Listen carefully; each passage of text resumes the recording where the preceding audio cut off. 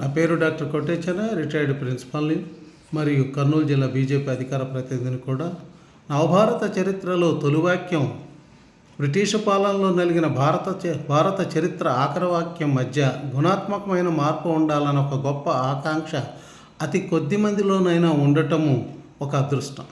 స్వతంత్ర భారతదేశం ఎలా ఉండాలని అన్న నిర్మాణాత్మకమైనటువంటి మౌలిక ప్రశ్న కాంగ్రెస్ వంటి ప్రధాన పార్టీలో కానీ ఇతరేతర ఉద్యమ సంస్థల్లో కానీ ఆ యోచన వినిపించలేదు. ఆ ప్రశ్నను అత్యంత శ్రద్ధతో పరిశీలించిన నాటి విజ్ఞులలో ఆర్ఎస్ఎస్ వ్యవస్థాపకులు డాక్టర్ కేశవ బలిరామ్ హెగ్డేవార్ది ఒకరు. ఈ 100 ఏళ్ల ఆర్ఎస్ఎస్ చారిత్రక పయనములో నిర్మాణము, ఆలోచన, ప్రస్థానము, స్వతంత్ర భారత్ ఎలా ఉండాలనే మౌలిక ప్రశ్నే కేంద్రంగా ఉంది. అదే సంస్థ నుంచి అదే ఆలోచనలతో వచ్చిన మరో మహానుభావుడు, ఆలోచనాపరుడు, మన కాలం వాడు, రాజకీయవేత్త పండిట్ దీన్ దయాళ్ ఉపాధ్యాయ. వారు 25/9/1916 నుండి 11/2/1968 వరకు కేవలం 52 సంవత్సరాలు మాత్రమే జీవించారు. వారు బ్రిటిషు విముక్త భారతదేశం ఎలా ఉండాలన్న ప్రశ్నకు భవిష్యత్తు కాలపు స్పృహతో సమాధానం కోసం చేసిన గొప్ప అన్వేషణ ఫలితమే ఈ ఏకాత్మ మానవ దర్శనం. ఆర్ఎస్ఎస్ చరిత్రలోనూ స్వతంత్ర భారతదేశపు రాజకీయ ఆలోచనలోనూ ఈ రాజకీయ తాత్వికత విశిష్టమైనది. ఈ దేశపు మట్టివాసంలో పుట్టిన భారతీయ జనసంఘ్, ఆ తర్వాత వచ్చినటువంటి భారతీయ జనతా పార్టీలకు ఇది జీవనాడి, చోదక శక్తి.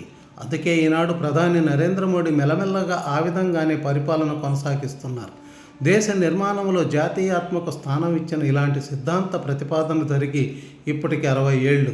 ఆ ప్రతిపాదన జరిగిన 60 ఏళ్ల క్రితము ఇదే విజయవాడ నగరంలో ఈ 23, 24 తేదీల్లో జరిగింది. దాన్ని మళ్ళీ 60 ఏళ్ల తర్వాత గుర్తు చేసుకుంటూ జనసంఘ్ నిర్వర్తించింది ఆనాడు. ఈనాడు దాని పేరు మారిన బీజేపీ ఆ కార్యక్రమాన్ని విజయవాడలో నిర్వర్తిస్తుంది. సామాన్యుడే కేంద్ర బిందువుగా ఆర్థిక వ్యవస్థ, రాజకీయ రంగ నమూనాను కలగన్నది ఏకాత్మ మానవ దర్శనం. దీనికోసం పండిట్ దీన్ దయాల్జీ తన మేధస్సును మదించారు. ఆర్ఎస్ఎస్ నుంచి జనసంఘ్ బాధ్యతలు స్వీకరించిన వారిలో దీన్ దయాళ్ ఒకరు. స్వతంత్ర భారత్ అంటున్న అందులో సొంతమైన దేశీయమైనది ఆలోచనలు లేవు అన్నది ఆర్ఎస్ఎస్ ఆలోచన పరుల ఆవేదన.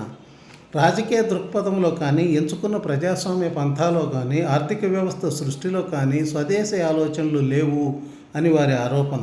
రష్యా ప్రణాళిక వ్యవస్థ, ఇంగ్లాండ్ పాలనా వ్యవస్థ, సోషలిజం, కమ్యూనిజం, ఉదారవాదం, సెక్యులరిజం అని తలో వైపు వాటి భావజాలం వైపు లాగే కానీ స్వదేశీ ఇజం వైపు ఈ కాంగ్రెస్ వాళ్ళు రాలేదు. 18వ శతాబ్దం వరకు మన దేశీయ ఉత్పత్తులకు ఏ విధంగా డిమాండ్ ఉండేది, మన బ్రాండ్కి ఎంత విలువ ఉండేది, ప్రపంచంలో నెంబర్ 1 జీడిపి కలిగిన వ్యవస్థను చూడకుండా కేవలం 1825 నుంచి 1947 వరకు బ్రిటిషు విధానాలతో సర్వనాశనమైన మన ఉత్పత్తులు, నిరుద్యోగము, వారి అలివిమాలిన దోపిడీని చూసి మనదైన ప్రతి వ్యవస్థను, ఉత్పత్తిని, సూత్రాన్ని పనికిరానిదిగా, కాలం చెల్లినదిగా పదే చెప్పడం వలన ఈ దేశము 50 ఏళ్ళు వెనక్కిపోయిన వాస్తవాన్ని గుర్తించకుండా స్వదేశీ ఆలోచనలు పక్కన పెట్టి విదేశీ ఆలోచనలతో దేశాన్ని నడపడం వలన దేశ అభివృద్ధి తిరోగమనం చెందింది అనేది పండిట్జీ ఏకాత్మ మానవ దర్శనం చెప్తుంది. బ్రిటిష్ వలసవాదులు మన రాజ్యం నుంచి నిష్క్రమించారు, కానీ వారి ఆలోచనల నుంచి మనం నిష్క్రమించలేదు. వలసవాదుల మత్తును వీడలేక వాటినే పట్టుకొని వేళ్లాడుతున్నాము. ఆ భావనలే మన జాతిని ఆత్మన్యూనత భావంలో కట్టిపడేస్తున్నది. ఆత్మగౌరవానికి తావు లేకుండా చేస్తున్నది. వలసవాదుల మత్తును వదిలితే కానీ మనదైన ఆలోచనలకు, సృజనాత్మకతకు విలువ ఉండదు అనేది వారి వాదన. కాంగ్రెస్ ఒక ఉద్యమ సంస్థగా ఉన్నప్పుడు గాంధీజీ మాట కొంత చెల్లుబాటు అయింది. దేశపాలన చేపట్టిన రాజకీయ పార్టీగా కాంగ్రెస్ ఏ విధంగానూ గాంధీజీ సిద్ధాంతాలను మన్నించలేదు. అదొక సంధియుగం. విదేశీ రాజకీయ సిద్ధాంతాలు సంఘర్షణను ప్రతిపాదించే, హింసను వ్యవస్థీకృతం చేసే రాజకీయ సిద్ధాంతాల వైపు అమాయక ప్రజలు మొగ్గడం ఒక విచిత్ర పరిస్థితి. అది ఎలాంటిదంటే దాస్యము నుంచి దాస్యానికి ప్రయాణం. కానీ రాజ్య వ్యవస్థను విజయవంతంగా నడిపిన మన అశోక చక్రవర్తి, గుప్తుల స్వర్ణయుగము, శాతవాహనుల పాలన, దక్షిణాదిన సంగమయుగంలో గ్రామాల స్వయం సుప్రతి పాలన, చోళుల గ్రామాల పరిపాలన, శ్రీకృష్ణదేవరాయల పాలన నడిచిన చరిత్ర మనకు ఉంది.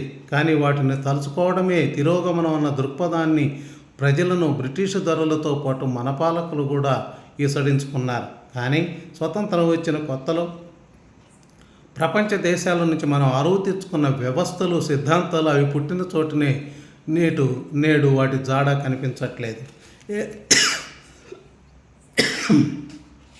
ఏకాత్మ మానవ దర్శనము దీన్ దయాల్జీ రూపొందించిన శాస్త్రీయతతో కూడిన రాజకీయ తత్వం. దేశాభివృద్ధికి భారతీయ మూలాలున్న నమూనాలు తీసుకోవాలని, ఈ అభివృద్ధి చక్రంలో సాధారణ మానవుడు కేంద్ర బిందువుగా ఉండాలనేది ఈ సిద్ధాంతం ప్రధానంగా చెప్తుంది. పాశ్చాత్య దేశాల్లో ఉన్న పెట్టుబడిదారీ విధానాన్ని, మార్క్సిస్ట్ సోషలిజం చెప్పి కృత్రిమ సమిష్టివాదాన్ని ఏకాత్మ మానవ దర్శనం నిరాకరిస్తుంది.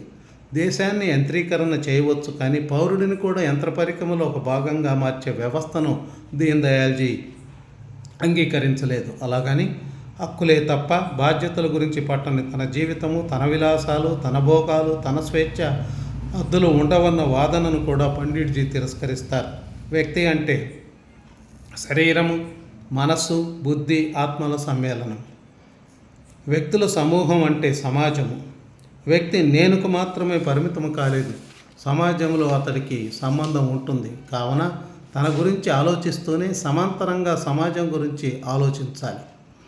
ఏకాత్మ మానవ దర్శనం అంటే దేశీయమైన అభివృద్ధి నమూనాలు, ఆధ్యాత్మిక ఉన్నతి, వ్యక్తి సమాజాల మధ్య సమన్వయం సాధించే కృషి సూచించబడ్డది.